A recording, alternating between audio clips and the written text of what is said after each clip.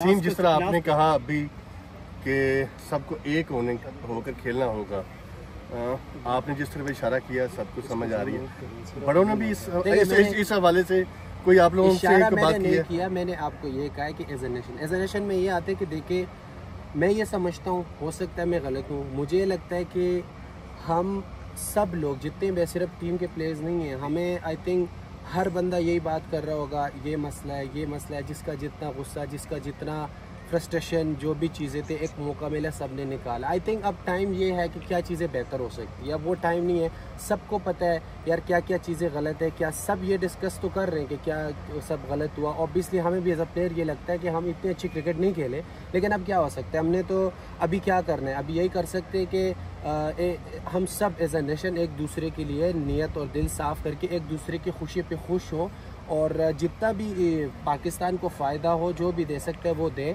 और एक अच्छी क्रिकेट खेलें और एक different cricket. Last question please keep it short. Rozina Ali 24 news से ये बताइए कि वो प्लेयर्स का गुस्सा और फ्रस्ट्रेशन किस पर होता है? क्या टीम बॉन्डिंग की कमी है या कप्तान से कोई प्रॉब्लम है? फैंस जितने ज़्यादा आप लोगों से पहले खुश होते हैं तो टूर्नामेंट के बाद या कोई भी जो सीरीज़ होती है उसके बाद फिर फैंस बहुत ज़्यादा डिसअपॉइंट हो जाते हैं। इस वक्त प्रॉब्लम बेसिकली कहाँ पे आ रहा है, और हमारी टीम पहले जितनी फिट नज़र आती है हमेशा हर सीरीज़ में जाके प्लेयर्स अनफिट क्यों हो जाते हैं? देखिए, जैसे मैंने आपको बात की कि आपने फैंस की बात की, ऑब्वियसली जब आप अच्छा नहीं खेलते तो फैंस आपको क्रिटिसाइज़ करते हैं, और आपको बर्दाश्त तब तक करना है जब आपको खुद भी पता हो कि हम अच्छी क्रिकेट नहीं खेलें, ठीक है।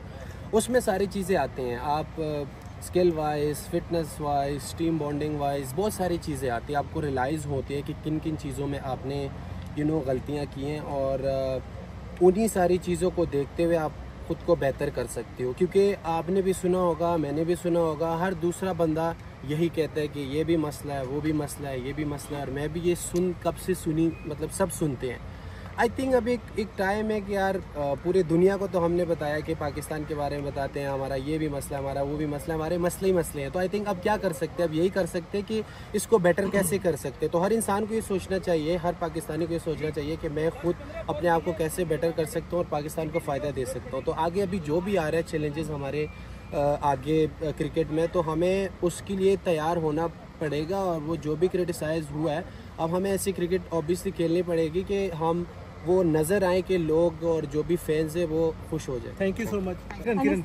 नसीम जी, बताइएगा कि आपने कहा कि जैसे आपको टीम को एक बन के खेलना होता है। डेफिनेटली हमारी टीम ने वर्ल्ड कप में अच्छा परफॉर्म नहीं किया और बहुत ज़्यादा क्रिटिसिज्म का शिकार भी रहे, लेकिन अब टीम के अंदर आप एक कैसा इन्वायरमेंट देख रहे हैं? अब बहुत टाइम के बाद पाकिस्तान टेस्ट सीरीज़ भी खेलने के लिए जा रहा है, जिसकी प्रैक्टिस भी कर रहे हैं, तो क्या लगता है कि टीम के अंदर फुल टीम की मोटिवेशन एक कैसी है? क्योंकि किसी भी चीज़ के लिए मोटिवेशन का होना बहुत ज़रूरी होता है, जो कि हमें वर्ल्ड कप में बहुत मिसिंग दिखाई दी। तो उसके बाद अब आप भी कम बैक डेफिनेटली टेस्ट में उसके बाद अब करेंगे, तो आपकी अपनी तैयारी तो आपने बता दी, लेकिन एज ए टीम के बारे में आप क्या कहना चाहेंगे? देखिए, ऑब्वियसली मैंने सबसे पहले बात की कि जो देखिए टीवी पे नज़र आते हैं तो ऑब्वियसली लोग वही देख के चीज़ें डिसाइड करते हैं और बात करते हैं। और आई थिंक मैंने जैसे बात की कि एज ए नेशन इसमें हमारे सब लोग आते हैं कि हमें एक दूसरे के लिए दिल को साफ़ करके और अपने नीयत को साफ़ करके एक दूसरे के साथ जितना भी पाकिस्तान के लिए कोई भी जितना भी बेहतर कर सके वो करे। ये ना हो कि किसी की वजह से कोई चीज़ डैमेज हो सकता है। और ऑब्वियसली सबको इस बात का अफसोस है और सबको ये बात रियलाइज़ भी हुई होगी कि यार अब हमें किस तरह की क्रिकेट खेलनी है और किस तरह अपने आप को बेहतर करना है, वो फिटनेस वाइज हो, वो और चीज़ों के लिए हो।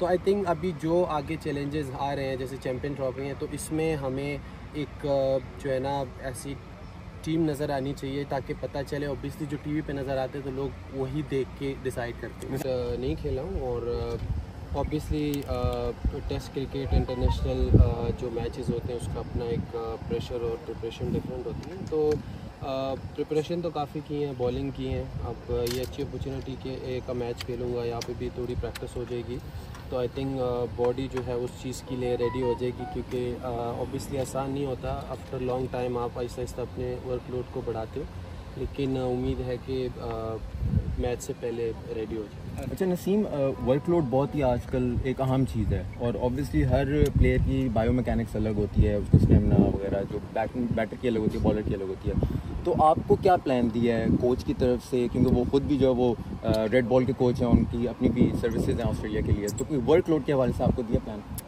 देखिए अभी तो कोई प्लान नहीं दिया, कुछ ख़ास प्लान नहीं दिया कि क्या करना है क्या नहीं करना है, लेकिन एज अ प्रोफेशनल मुझे पता है कि आफ्टर लॉन्ग टाइम आसान नहीं होता, क्योंकि आप जितने मर्ज़ी प्रैक्टिस मैचेस खेलो उसमें और इंटरनेशनल टेस्ट मैच में ज़मीन आसमान का फ़र्क होता है, बॉडी पे प्रेशर बॉडी लोड डिफरेंट होता है। तो मेरी कोशिश है कि उससे पहले जितनी भी मैं प्रिपरेशन अपने तरफ से करूं तो वो मैं कर सकता हूं, क्योंकि बॉलिंग लोड को आप इंजरी के बाद आहिस्ता आहिस्ता बढ़ाते हो, तो उसी पे मैं ये लास्ट 2-3 वीक्स बॉलिंग करता रहा हूं और उस लोड को मैंने बढ़ाया। लेकिन ऑब्वियसली जब आप मैच खेलते हो वो लोड डिफरेंट होता है, तो लेट्स सी कि वो क्या प्लान देते हैं और जो भी प्लान हो कोशिश करेंगे उसको फॉलो करें और प्रॉपर जो है ना बॉडी को उसी तरह तैयार करें। अबू बकर नसीम देखें, नो डाउट कि जैसन गिलेस्पी एक प्रोफाइल उनकी एज अ कोच बहुत अच्छी है, लेकिन जब भी फॉरेन कोच कोई आता है तो एक लैंग्वेज बैरियर का ज़रूर एक फैक्टर होता है, तो उसको कैसे कॉप अप करते हैं आप लोग? देखिए बिल्कुल आपकी बात सही है, लैंग्वेज का होता है, लेकिन देखिए कुछ लड़के तो ऑब्वियसली समझ भी लेते हैं, उनको आती भी हैं, लेकिन आपको कोई ना कोई चाहिए होता है कि वो बात ट्रांसलेट करें और सही तरह एक्सप्लेन करें। और ऑब्वियसली कुछ बातें ऐसी भी होती हैं कि जो आप अकेले में ऑब्वियसली करना चाहते हो वो दूसरा बंदा, लेकिन ऐसे है कि कोई ऐसा बंदा आप लेके साथ जा सकते हो जो आपके लिए ट्रांसलेट करे जो भी बात करनी होती है। ऑब्वियसली अपने ज़बान में किसी को समझाना वो एक डिफरेंट चीज़ है, लेकिन लेट्स सी अब ये तो पूरी दुनिया में होता है कि आपको किसी न किसी तरह उनके साथ जो अंडरस्टैंडिंग है वो रखनी है। अच्छा नसीम, फिटनेस के हवाले से कि आज की फिटनेस के बड़े नए मॉडर्न तरीके आ गए हमारे, जब देखा गया कि अभी तक बड़े ट्रेडिशनल तरीके यूज़ हो रहे हैं, तो आप लोग कोई ऐसा अडॉप्ट कि इस किसी चीज़ के ऊपर वर्किंग कर रहे हैं इस हवाले से? राफा भाई वो उनका फेस कैसे कर रहे हैं? अच्छा देखिए फिटनेस ये है कि मैं ये समझता हूँ कि आप इंटरनेशनल सतह पे जब खेलते हैं तो आपको एज अ प्रोफेशनल ख़ुद अपनी फ़िटनेस का ख्याल रखना पड़ता है, क्योंकि ज़बरदस्ती कोई चीज़ होती नहीं है। जब तक आपका अपना दिल ना हो तो मेरा नहीं ख्याल कि कोई भी चीज़ ज़बरदस्ती होते हैं या कोई ऐसी चीज़ होती है कि जो आप किसी को ज़बरदस्ती कराओ। यस आपने टेस्ट के लिए ऑब्वियसली कुछ मार्क्स रखे होंगे, लेकिन मेरा ये ख्याल है कि जो दिल से खेलते हैं और जो अपने मुल्क के लिए दिल से खेलना चाहते हैं और अच्छा खेलना चाहता है, तो फिटनेस एक ऐसी चीज़ है कि वो बहुत ज़रूरी है, वो आपको खुद होनी चाहिए।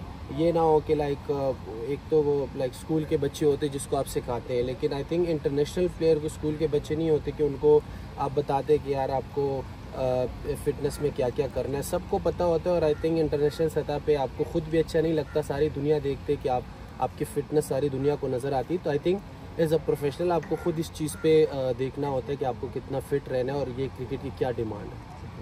नसीम भाई ये बताएं कि जैसे कि आपको पता है कि जो अब से सीज़न एक स्टार्ट होने जाना है, किक ऑफ होने जा रहा है, ये इसके जो क्लाइमेक्स होगा वो चैम्पियंस ट्रॉफी पे होगा जो अगले साल फरवरी में होगी, और बहुत बड़ा इवेंट है पाकिस्तान की क्रिकेट हिस्ट्री के लिहाज से। तो आप क्या ऊपर उम्मीद है कि अब से जो ये आगाज़ हो रहा है इंशाल्लाह आप चैम्पियंस ट्रॉफी को की विक्ट्री पे इसको एंड करेंगे? देखिए बिल्कुल एक नया आगाज़ है, जैसे मैंने बात की कि जो पीछे हुआ है अगर उसको दिमाग में रखेंगे तो चीज़ें बहुत मुश्किल हो जाएगी, क्योंकि as a player I think player को भी बहुत दुख होता है। और जो भी जिस तरह भी हमारी परफॉर्मेंसेस रही हैं, तो मैं समझता हूँ कि आप डिनाई नहीं कर सकते कि हम कोई अच्छी क्रिकेट खेले, हम बहुत बुरा क्रिकेट खेले और क्रिटिसाइज और ये सारी चीज़ें भी बनती है। ऑब्वियसली आप नेगेटिव चीज़ें भी आपके दिमाग में आती है, लेकिन मैं समझता हूँ कि एज अ नेशन हमें एक दूसरे के खुश होना पड़ेगा और एक दूसरे के लिए नीयत और दिल साफ़ करके। तो अभी आगे जो चीज़ें आ रही है हमारे हाथ में जो हैं उसमें एज अ टीम और सबके एक नीयत और दिल एक दूसरे के लिए साफ़ होना चाहिए। मैं जनरेशन इसलिए बात कर रहा हूँ क्योंकि आई थिंक मुझे ये लगता है कि ये चीज़ की थोड़ी सी कमी है कि जब आप एक दूसरे की खुशी पर और एक दूसरे की चीज़ों में आप एफ़र्ट करते तो अल्लाह ताला भी साथ देते। तो आई थिंक अब जो हमारा नया जो भी चैलेंजेस आ रहे हैं तो उम्मीद है कि अब एक हो के हम अच्छी क्रिकेट खेलें। Thank you.